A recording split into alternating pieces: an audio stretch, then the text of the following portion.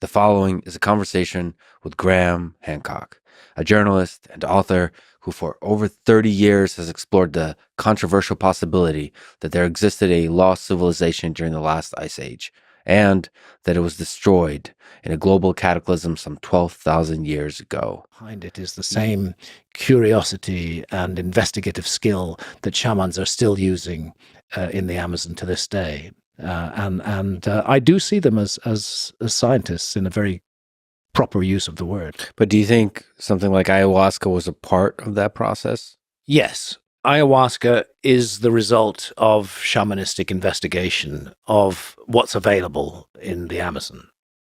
Of course, ayahuasca is all the fad in Western industrialized societies today, and some people see it as a miracle cure for all kinds of ailments and problems, and perhaps it is, perhaps it can be in certain ways.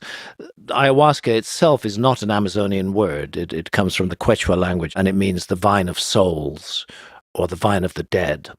But the ayahuasca vine is only one of two principal ingredients in the ayahuasca brew. And the other ingredient are leaves that contain dimethyltryptamine. And there are two sources of that. One is a bush called Psychotria viridis. That's its botanical name. They call it chacruna in the Amazon. And its leaves are rich in dimethyltryptamine, DMT, which is arguably the most powerful psychedelic known to science. The other source comes from another vine, Diplopteris cabrerana, which the leaves of that vine also contain DMT. So the ayahuasca vine on its own is not going to give you a visionary journey. And the leaves that contain DMT on their own, whether they come from Diplopteris or whether they come from chacruna, are not going to give you a visionary journey.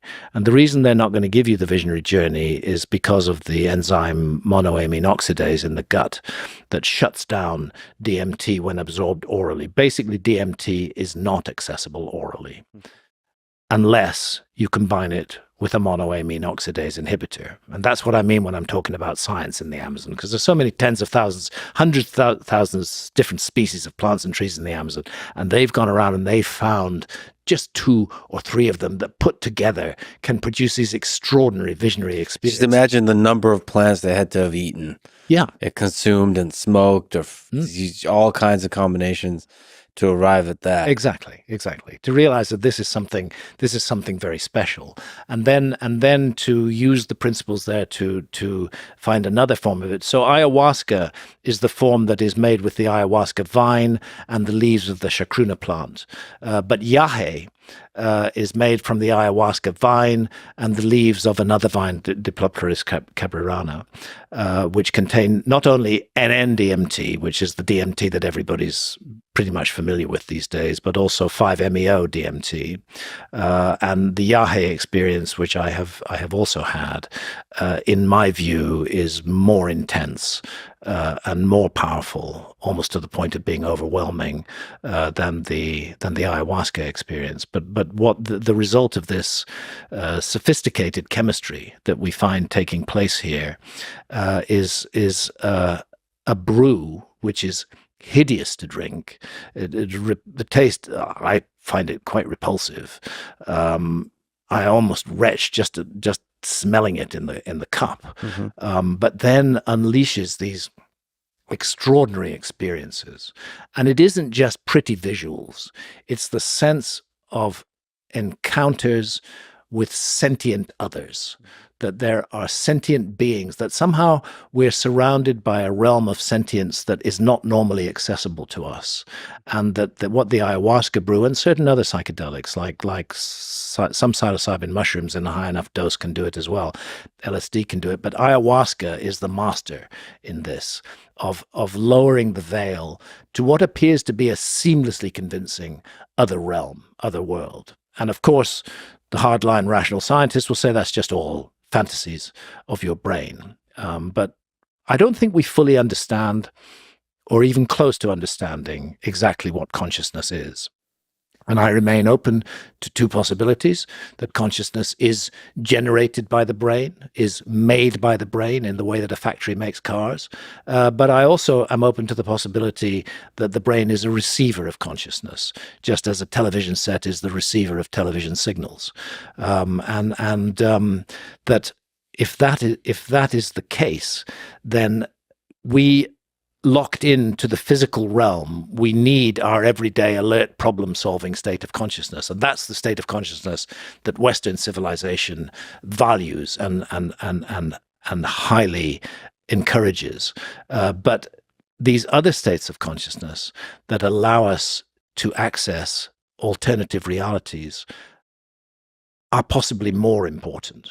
It may be apocryphal, but it was reported after Francis Crick's role and his Nobel Prize for the discovery of the double helix that he finally got it under the influence of LSD. There's the classic example of Kerry Mullis and the polymerase chain reaction. He said he got that under the influence of LSD. So the notion that the alert problem-solving state of consciousness is the only valuable state of consciousness is disproved by valuable experiences that people have had in a visionary state. But the question that remains unresolved is those entities that we encounter and not everybody encounters them, and you're certainly not going to encounter them on every ayahuasca trip. There are ayahuasca journeys where nothing seems to happen. I suspect something does happen, but it happens at a subconscious level. I know that shamans in the Amazon regard those trips where actually you don't see visions as amongst the most valuable. And they say you are learning stuff that you're not remembering, but you're learning it anyway. These sentient others that are encountered, what are they? Are they just figments of our brain on drugs? Or are we actually gaining access to a parallel reality which is inhabited by consciousness, which is in a non-physical form?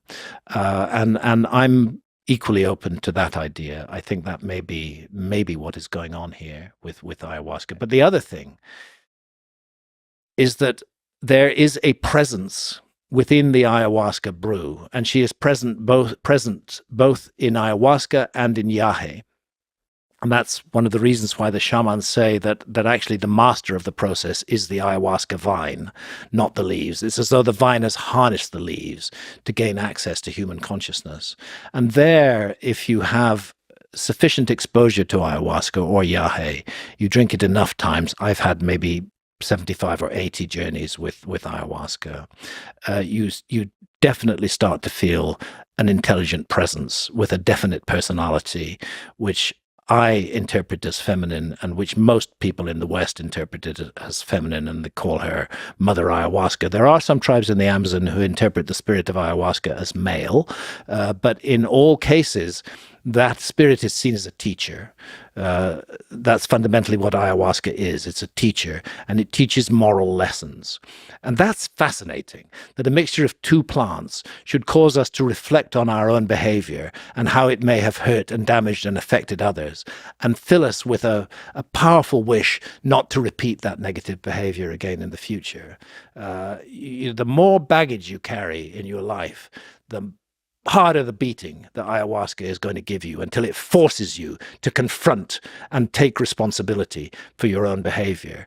And that is an extraordinary thing to come from a plant brew in that way. And I think I think ayahuasca is the most powerful of all the plant medicines for accessing these mysterious realms. But there's no doubt you can access them. They're all tryptamines. They're all related to one another in one way. You can access them through LSD, and you certainly can access them through psilocybe mushrooms as well in large enough dose. Both possibilities, as you describe, are interesting, and to me, they're kind of akin to each other. I wonder what the limit of the brain's capacity is to create imaginary worlds and treat them seriously and make them real, and in those worlds explore and have real sort of moral, deep brainstorming sessions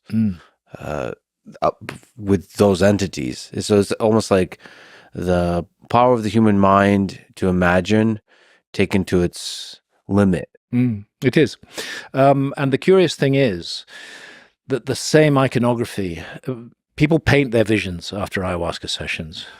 People were painting in Europe, in the cave of Lascaux, for example, and of course they had access to psilocybe mushrooms in prehistoric Europe. There's a remarkable commonality in the imagery that is painted. I like to give credit where credit is due, and there are two names that need to be mentioned here. One is the late, great Terence McKenna and his book, Food of the Gods, where he proposed the idea very strongly that it was our ancestral encounters with psychedelics that made us fully human. That's what switched on the modern human mind. And very much the same idea began to be explored a bit earlier by Professor David Lewis Williams at the University of Witwatersrand in South Africa. Fabulous book called The Mind in the Cave, where he is again arguing that these astonishing similarities in cave art and rock art all around the world can only be properly explained by people in deeply altered states of consciousness attempting to remember, when they return to a normal everyday state of consciousness, attempting to remember their visions and document them on permanent media like the wall of a cave. So typically you get a lot of geometric patterns, but you also got entities. And those entities often are therianthropes, part animal, part human in form, might have the head of a wolf and the body of a human being, might have the head of a bird and the body of a human being, and so on and so forth, and that they communicate with us in the visionary state. Interestingly, although this sounds like woo-woo, and it is an area that most scientists would steer clear of at risk of their careers, there is very serious work now being done at Imperial College in London and at the University of California at San Diego, where volunteers are being given extended DMT. There's a new technology, DMTX, where the DMT is fed directly into the bloodstream by drip, and it's possible to keep the individual in the peak DMT state, which normally when you smoke or vape DMT, you're looking, if you're lucky, at 10 minutes. Or if you're unlucky, if it's a bad journey, because those 10 minutes can seem like forever. But with DMTX, with the drip feeding of DMT into the bloodstream, these volunteers actually could be kept in the peak state for hours. And unlike LSD, where you rapidly build up tolerance, nobody ever builds up tolerance to DMT. It always hits you with the same power. Even if you took it yesterday and the day before, and you're taking it tomorrow as well, it's still going to have that same power. There's no tolerance there. So that's how they can use that lack of tolerance to keep volunteers in this state. And then when they debrief those volunteers, they're also putting them in MRI scanners and looking at what's happening in the brain. But when they debrief them, they're all talking about encounters with sentient others. There's even a group now called Sentient Others, where people are exchanging, volunteers are now exchanging their experiences. They weren't allowed to do so at the beginning of the experiment, but now that most of them have left it, they're exchanging their experiences, and it's all about encounters with sentient others who wish to teach them moral lessons. Now, to me, that's wild. What is going on here? How do we account for this? Yeah, I get the notion of hallucinations and brightly colored visuals, but the moral lessons that come with it, those are very odd. Yeah, and would you say that the reason that could give birth to a civilization is it because such visions can help create myths, and especially like religious myths, that would be a cohesive thing for a large group of people to get around? Yeah, and can help us to be better members of our own community. Right, with moral lessons. Yeah, more contributing members of our community, more caring, more nurturing members of our community. That's got to be good for any community. I've said this a dozen times, but I'll say it again. If I had the power to do so, I would make it a law, an absolute law, that anybody running for a powerful political position, particularly if that position is president or head of state in any kind of way, that person has to undergo the ayahuasca ordeal first. They have to have 10 or 12 sessions of ayahuasca as a condition for applying for the job. I suspect that most who had those experiences wouldn't want to apply for the job anymore. They would want to live a different kind of life. And those who did want to carry on being a leader of a nation would be very different people from the people who are leading the nations of the earth into chaos and destruction today. Yeah, they'll be doing it for the right reasons. I mentioned to you I recently interviewed Donald Trump and actually brought up this same idea that it would be a much better world if most of Congress and most politicians would take some form of psychedelic at the Yeah. very least. I have no doubt that it would be a better world. I mean, this raises an interesting point, which is the role of government in controlling our consciousness. And in my opinion, the so-called war on drugs is one of the fundamental abuses of human rights that have been undertaken in the past 60 years. It should be a Republican issue. If I understand the Republican Party correctly, the Republican Party believes in individual freedom for adults as much as possible, and particularly the freedom to make choices over their own bodies. But in the case of even cannabis, I know this is one of the great things that's happening in America. It's happening state by state, where cannabis is being legalized, and that draconian hand of government is being taken off the back of people who are consuming a medicine that is far less harmful than alcohol, which is glorified in our society. We cannot say that we are free if we allow a government to dictate to us what experiences we may or may not have in our inner consciousness while doing no harm to others. And the point there is, we already have a whole raft of laws that deal with us when we do harm to others. Do we really need laws that tell us what we may or may not experience in the inner sanctum of our own consciousness? I think it's a fundamental violation of adult sovereignty. And we would have much less drug problems if these drugs were all legalized and made available to people without shaming them, without punishing them in any way, but just part of normal social life. And then you could be sure that you were getting good product rather than really shitty product, which has been cut with all sorts of other things. Ultimately, the way forward is for adults to take responsibility for their own behavior and for society to allow that to happen, and not to have big government taking responsibility for decisions that should be in the hands of individuals. And for me also, it's exciting some of these substances like psilocybin are being integrated into scientific studies, large scales. It's really interesting. We've seen a revolution in the way science looks at psychedelics in the last 20, 25 years. They were in that highly demonized category. But again, it's one of those paradigms which gets overwhelmed by new evidence, and it began to be realized that psilocybin and other psychedelics are very helpful in a range of conditions from which people suffer. Post-traumatic stress disorder, the fear of death when you're suffering from terminal cancer can be overwhelming, and it's been found that psilocybin can remove that.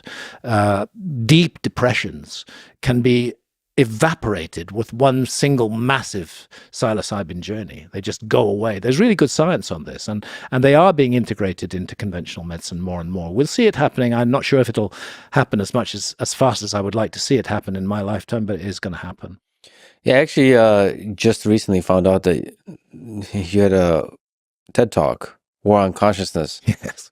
That was taken down. Yeah. And that was just part of just the general resistance, because it wasn't a radical. It wasn't really a radical. I was talking about ayahuasca, and I was talking about the view that I hold very strongly, that as long as we do no harm to others, sovereign adults should be allowed to make decisions about their own bodies and not face a jail sentence or shaming as a result. But so it was a TEDx talk, not a TED Talk, organized by a local TED group. They call them TEDx talks, and I gave this talk about the war on consciousness, and it was immediately pulled down from TED's main channel with all kinds of bizarre reasons being given. But unfortunately, it was too late, because a number of people had already downloaded the talk and then uploaded it onto other YouTube channels, and actually their banning of it made it go viral in a way that would not have happened otherwise. But again, it's a sign that points of view that are not acceptable to those in positions of power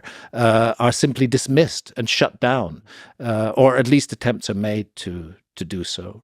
In general, just along that line of thinking, I'm pretty sure that what we understand about consciousness today will seem silly to humans from 100 years from now. You bet it will, especially if we harness psychedelics to investigate consciousness, and you know, that is what is happening at Imperial College right now. Is the investigation of the experience. They're not looking. There are other trials that are looking for the therapeutic potential of DMT, but in this case, they're looking entirely at the experiences that people have and why they're so similar from people from different age groups and different genders and different parts of the world are all having the same experiences. And for me, from an engineer perspective, it's interesting if it's possible to engineer consciousness in artificial beings. Yeah. It's another way to approach the question of how special is human consciousness. Yeah. How You're from right. where does it arise? Is it something that permeates all of life? And then in that case, what is the thing that makes life special? Like, what is life? What is these living organisms that we have here, and that evolved to create humans? And what is truly special about humans? And it's both scary and exciting to consider the possibility that we can create something like this. Yeah, but why not? We're a vehicle for consciousness, in my view. I think consciousness is present in all life on Earth. I don't think it's limited to human beings. We have the equipment to manifest and express that consciousness in the way that a dog, for example, doesn't have, or a snail doesn't have, or a pigeon doesn't have. But when I look at two pigeons sitting on my garden fence and rubbing up close to each other and enjoying each other's company and taking off together and hanging out together, I think they're conscious beings. And I think consciousness is everywhere. I think it's the basis of everything. And I suspect that fundamentally consciousness is non-physical, and that it can manifest in physical forms where it can then have experiences that would not be available in the non-physical state. That's a guess. That'd be a fascinating, because then you can construct all kinds of physical forms Yeah. to manifest the And consciousness. see if consciousness enters, if they become conscious. Isn't there some suggestion that artificial intelligence is already becoming conscious? That makes humans really uncomfortable. Yeah. Because we are at the top of the food chain. We consider ourselves truly special, and to consider that there's other things that could be special is scary. Well, look how other people make us uncomfortable too. I mean, look at the state of the world today. All the conflicts that are raging. That's because we're afraid. When I say we, I'm speaking nation by nation. We are afraid of other people. We fear that they're going to hurt us or damage us in some way, and so we seek to stop that. It's the root of many conflicts. This fear, and so fear of AI may not be such a good idea after all. It might be very interesting to go down that route and see where it comes. Certainly, in terms of exploring consciousness, it is very interesting. Yeah, fear is a useful thing, but it can also be destructive. Well, it can be destructive, and it can shut you down completely.